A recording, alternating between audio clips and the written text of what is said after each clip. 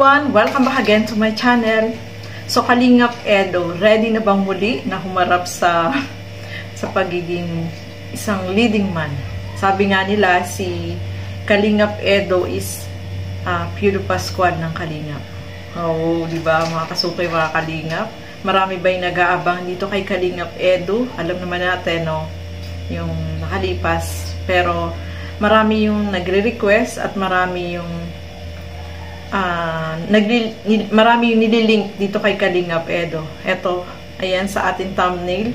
Tatlo sila.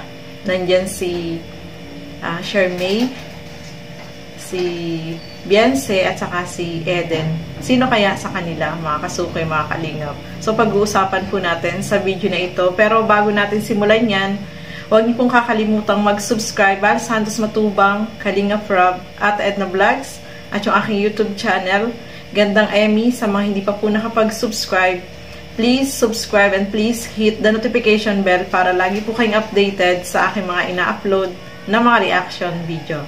So, eto, panoorin po natin. Welcome to my channel.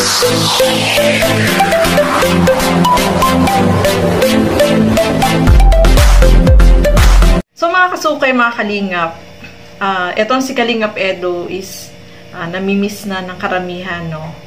Sa big screen, sabi nga ni Kalingap Rob. At ano kaya yung masasabi ni Kalingap Rob dito sa marami kasi naglilink dito sa kanya, no? Si Shermay, andyan si Beyonce, at saka si Eden. Sino kaya sa kanila? So ito, panoorin po natin. Ano ba yung masasabi ni Kalingap Rob dito? Tara, panoorin po natin. Charming. Kilala niyo na po ba kung sino ang Kalingap Charming? Abangan niyo po yan, Kalingap Charming. Edu at Eden, Kalingap Rob, please. Grabe. Grabe mga viewers natin, ha. Edu at Eden daw.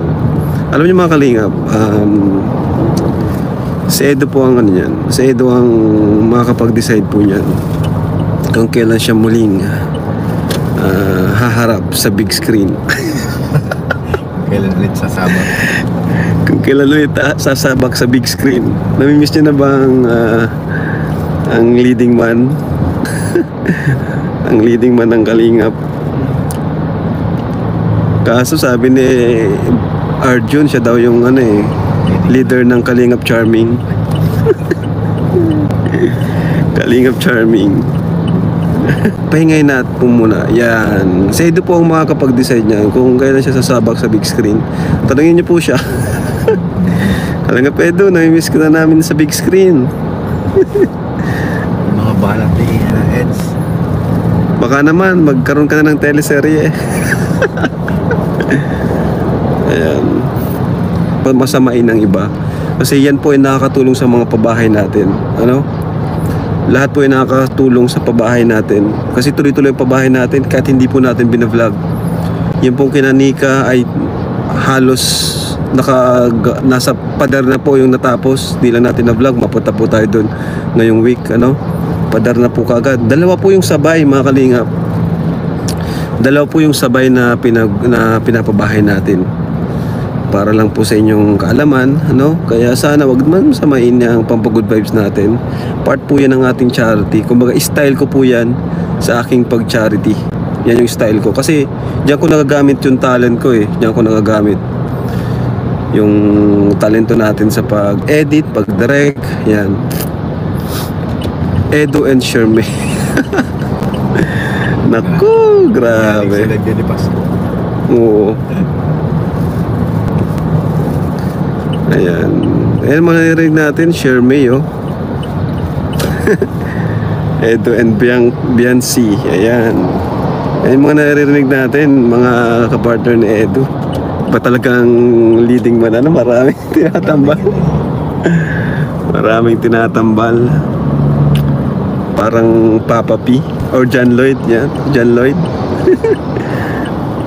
John Lloyd ng Kalingap. So, ayan mga kasukay, mga Kalingap. Marami kasi yung nagli-link dito kay Kalingap Edo. Maraming iba-iba yung gusto ng mga viewers, no? Gusto nila kay Eden, gusto nila si Shermay, gusto nila si Beyonce. Tatlo yung gusto nila na hindi natin alam kung sino sa kanila. At eto nga, sabi nga ni Kalingap Rob, is meron tayong aabangan na charming, Kalingap Charmy. Hindi natin alam kung sino yung mga nandoon, no? So, eto nga po, depende na kay Kalingap Edo kung gusto niya muling sumabak sa teleserye, no? Sabi nga ni Kalingap Rob. Si Kalingap Edo yung magpapasya dyan kung gusto na niya muling bumalik, kasi naman to, teleserye na lang naman po ito, mga kasukoy, mga Kalingap.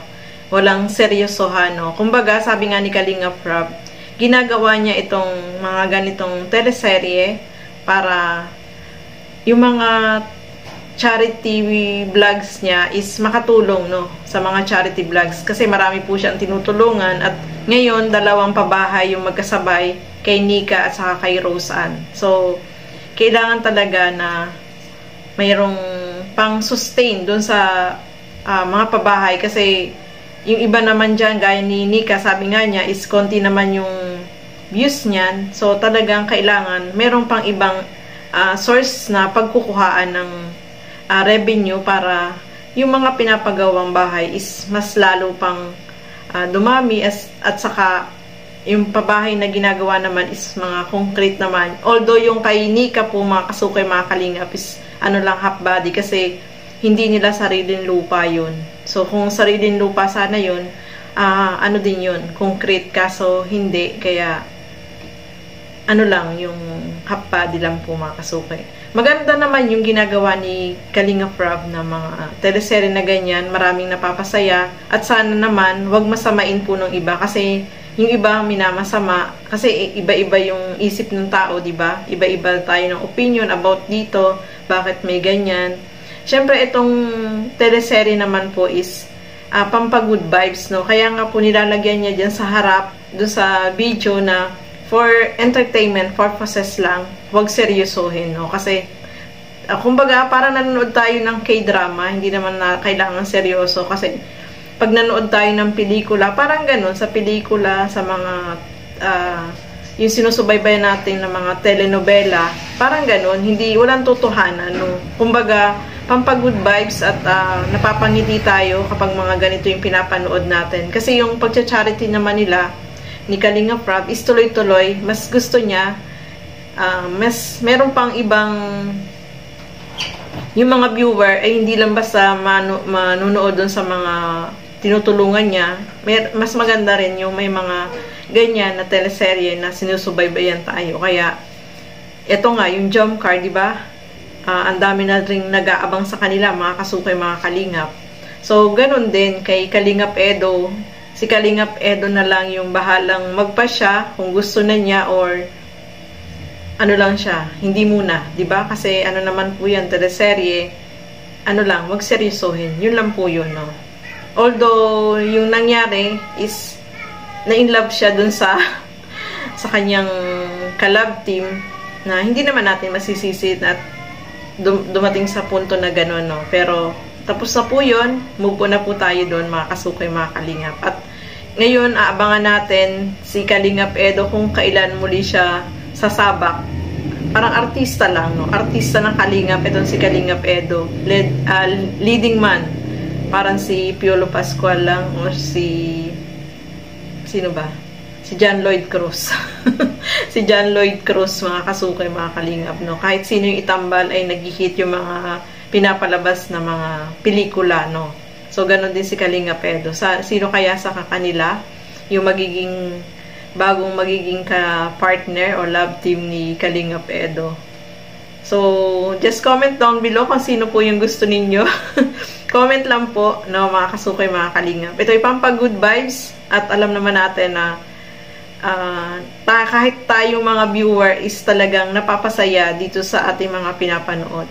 Lalo na ngayon yung jump car ay marami din yung nag-aabang, at nag-hit yung kanilang tambalan, no. Maganda yung kanilang chemistry, mga kasukoy, mga Kalingap. So, aabangan natin sino kaya yung magiging bagong kalab team dyan ni Kalingap Edo, no? Sa tingin nyo, mga kasukoy, mga Kalingap, yung gusto nyo. So, ayan, hanggang dito na lamang po muna. Maraming salamat po sa inyong panonood. At hanggang sa muli, Keep safe everyone. Thank you for watching. Mabuhay po tayong lahat. Bye-bye!